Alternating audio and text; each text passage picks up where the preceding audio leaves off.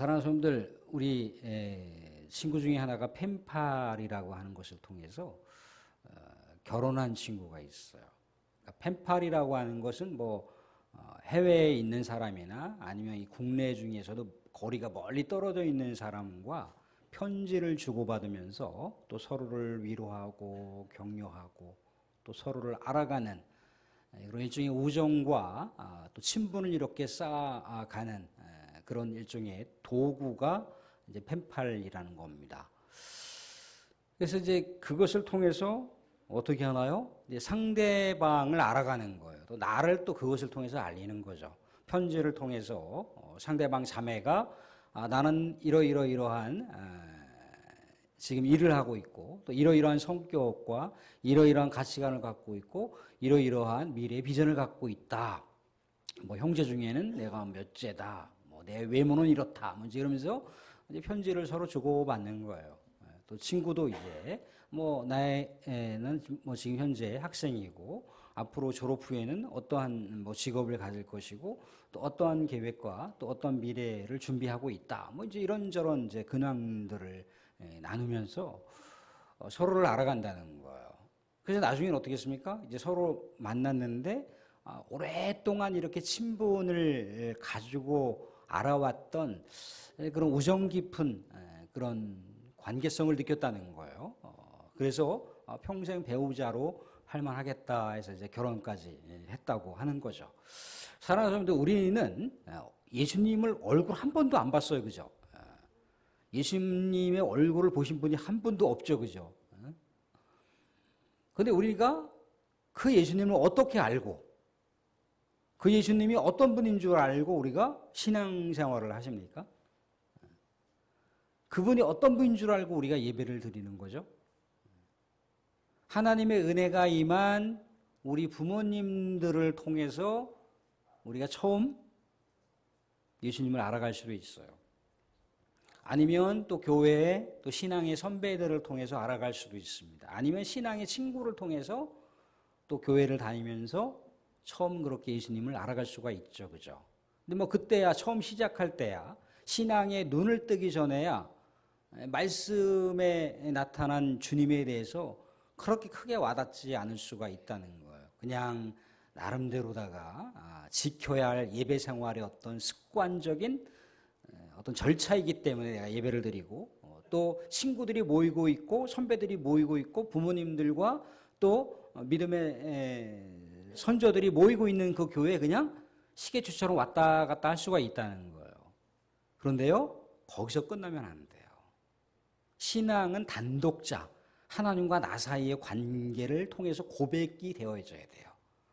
그런데 그렇게 되려면 우리 주님을 알아가야 된다는 거죠. 그죠?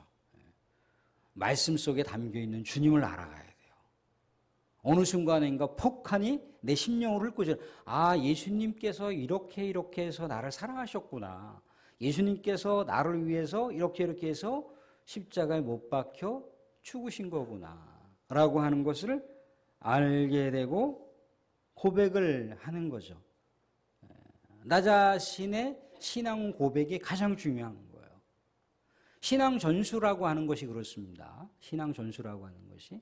아까 우리가 오전에 노아라고 하는 인물을 나눴고 또 나중에 아브라함의 또 이야기를 나누기도 했고 나눌 수 있는 기회가 있겠지만 다 이렇게 역사를 훑어보면 다 신앙의 역사가 다 있었어요. 아담 때부터 쭉 내려온 역사가 있습니다. 아담이 몇 세까지 살았던가요? 900세 이상을 살았잖아요. 그죠?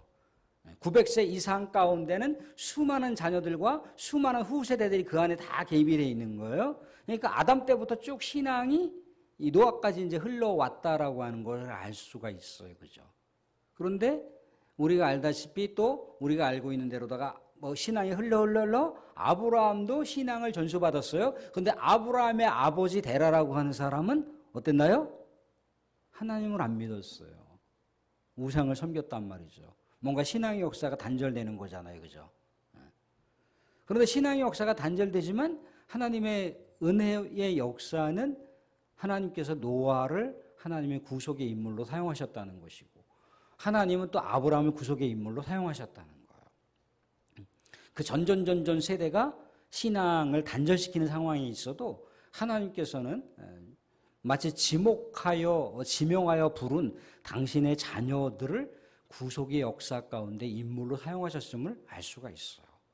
그렇기 때문에 우리가 누구를 통해서 교회를 나왔고 누구를 통해서 신앙의 첫걸음을 뗐다 할지라도 중요한 건 뭐냐면 하나님이 누구를 통해서 나를 부르셨다는 거예요. 부모님을 통해서 나를 부르셨든 또 신앙의 선배를 통해서 나를 부르셨든 친구를 통해서 나를 부르셨든 간에 그것은 모두 다 하나님께서 나를 부르셨다는 거예요. 하나님께서 부르신 것을 우리가 조금씩 알아가면서 말씀 가운데 하나님을 알고 말씀 가운데 하나님의 사랑을 깨닫고 하나님의 은혜를 깨닫는 거죠. 그래서 우리가 여호수아를 좋아하고 우리가 요셉을 좋아하고 다윗을 좋아하는 건 뭔가요? 다 신앙의 그 내용을 보게 되면은 쌍방간의 교류가 이루어졌다는 거죠. 그죠? 하나님께서 요셉을 늘 언제나 함께 하셨잖아요. 요셉의 이야기를 보시면 수고가 하나님께서 요셉과 함께 하셨다라가 수고의 수고. 그에 따라다니는 별명이란 말이죠. 그죠? 하나님과 함께 하는 자. 그러니까 하나님이 그와 함께 하셨을 뿐더러 그도 하나님과 함께 하는 거예요. 쌍방간의 귀한 믿음의 역사가 이루어지는 그 모습을 볼 수가 있는 거죠. 그죠? 여호수아도 그렇지 않습니까? 그죠? 영도자 모세가 죽고 나서 그 목이 곧은 이스라엘 백성들을 가나안 땅으로 인도한다고 했을 때 얼마나 두렵고 떨렸겠습니까? 그죠? 가나안 땅에는 거대한 거인 장족들이 또 그것도 무기로 무장되어 있는 장족들이 있는데 그들과 어떻게 상대할 수가 있겠습니까? 두려울 수밖에 없는 거죠. 그래서 여호수아 1장을 보시면 두려워하지 말라고 계속해서 강조하고 있습니다. 담대하라고 계속해서 반복해서 강조하고 있어요. 그런데 두려워하지 말라 담대하라면서 뭐라고 얘기하시고 있느냐면 또 말씀 붙들고 치우치지 말라고 얘기해서 내가 너와 함께한다라고 하는 약속의 말씀을 주신다는 거예요. 그러니까 믿음이 흔들릴 때마다 약속의 말씀을 붙들고 아 그래 하나님께서 나와 함께 하신다고 했지라고 하니까 그 가나안에 있는 거인족들과 상대하면서 돌파할 수 있는 힘을 얻은 거예요.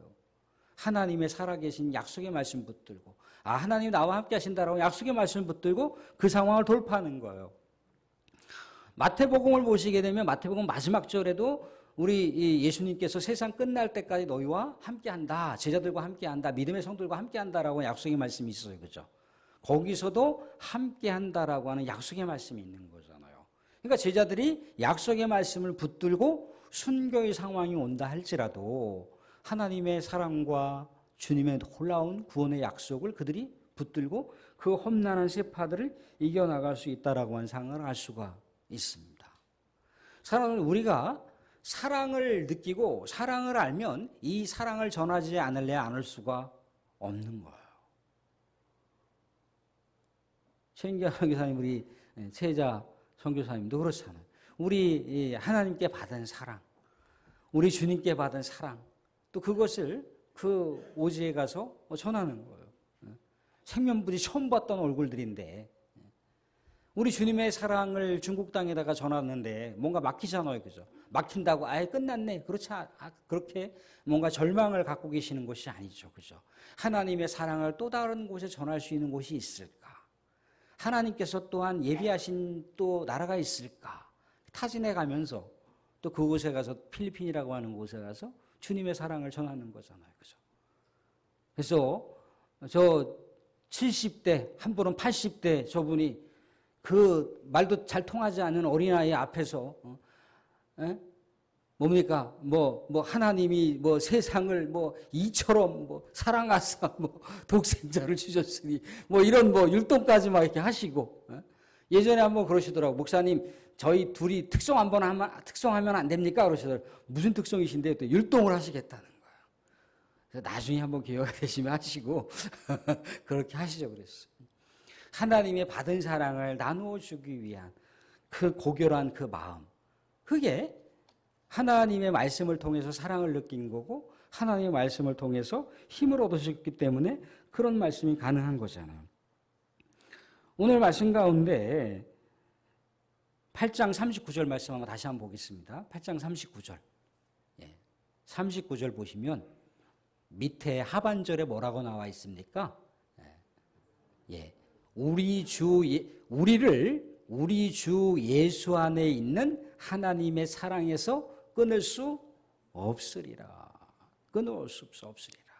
이게 사도 바울이 이 고백을 하는 건 뭐예요? 주님의 사랑을 알고 있기 때문에, 주님의 사랑을 깨달았기 때문에, 십자가의 사랑이 어떤 사랑인지를 알았기 때문에 세상의 그 어떤 강력한 세력, 죽음이라 할지라도 우리 주 예수 그리스도의 사랑에서 끊을 수 있는 것은 아무것도 없구나라고 하는 것을 그가 고백을 하는 거예요. 그래서 세상이 날 버려도 주 예수는 나를 안 버린다라고 하는 그 놀라운 신앙 고백을 통해서 담대하게 그가 순교의 상황까지 나아갈 수가 있었다라고 하는 것이 사도 바울의 고백입니다. 예수님께서요, 요한복음 17장을 보시게 되면 대제사장의 기도라고 얘기합니다. 저는 선지자의 기도라고 얘기를 하고 싶은데, 아무튼간 그 제사장의 기도, 선지자의 기도 내용을 보시게 되면 여러 다양한 많은 내용들 중에 한 대목을 볼 수가 있는데, 그건 뭐냐면 내가 하나님 아버지를 알았듯이, 하나님 아버지께서 나 예수를 알았듯이, 내가 우리 사랑하는 제자들을 알고 또 제자들이 저를 통해서 하나님의 사랑을 알아가는 이 사랑의 놀라운 생명력이 세상 가운데 전달될 수 있게 하옵소서라고 하는 대목을 볼 수가 있어요. 결국 뭐냐면 예수님께서 하나님의 사랑 가운데 순종하면서 십자가를 짊어졌는데, 그 십자가가 곧 하나님의 사랑의 핵심 가치라고 하는 것이 세상 가운데 알려지게 해야 된다는 거예요. 그게 예수님의 기도였고 또 제자들의 기도였고 우리의 마음속에 품은 내용이라고 하는 겁니다. 사랑하는 성도들, 우리가 하나님이 우리를 사랑하신다는 것, 또한 하나님께서 세상 끝날 때까지 우리와 함께 하신다라고 하는 이 약속의 말씀, 이게 우리의 능력이 될 수가 있어야 됩니다. 이게 진짜 힘인 거예요. 이 세상을 살아갈 수 있는 힘, 세상의 절망으로 탄식되어 있고 정말 좌절로 얼룩져 있는 이 험난한 세파, 사랑하는 분들, 뭔가 세상 가운데 잘 풀리면 막 기운이 막 솟아요. 그죠? 잘 안 풀리면 어떻습니까? 그냥 풀이 죽어서 기운이 쭉 빠져. 그럴 때 우리 주님은 뭐라고 속삭이십니까? 세상 끝날 때까지 우리와 함께 하신다는 것.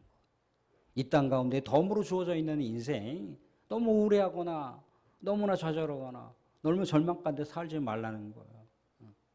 우리가 우리 주님 앞에 만날 때 주님께서 우리를 얼마나 기다리셨듯이 우리도 이 세상 살아가는 인생의 여정길 주님을 사모하면서 주님을 또한 우리가 마음속으로 만나기를 간절히 고대하면서 살았던 삶의 흔적이 있을 때 얼마나 만나면 반갑습니까? 그죠? 근데 갑자기 주님을 우리가 만나. 멀뚱멀뚱. 당신이 누구라고요? 주님이라고. 아, 예배 때 찬송했던 분이군요. 그래서는 안 되죠. 그죠? 얼마나 주님을 사모했다고요. 얼마나 주님의 사랑으로 내가 그 사랑을 나누려고 그렇게 행복한 인생을 살았습니다라고 고백할 수가 있어야 되잖아요. 그래서 그런 모든 내용들이 어디에 있다고요? 하나님의 러브레터, 이 말씀 가운데 있다는 겁니다. 사랑하는 분들, 하나님 말씀의 힘으로 또 하나님의 사랑의 힘으로 우리 말씀 가운데 살아계신 하나님을 만나고 그 하나님을 또한 믿지 않는 영혼들에게 전하고 또 나누고, 그래서 우리는 계속해서 하나님의 사랑을 증거하는 사랑의 통로, 또 하나님의 말씀의 통로가 되어서 우리 자신을 세워가고 또 우리 하나님의 나라를 구현해가는 존귀한 하나님의 백성들 될 수 있기를 주님의 이름으로 축원드립니다.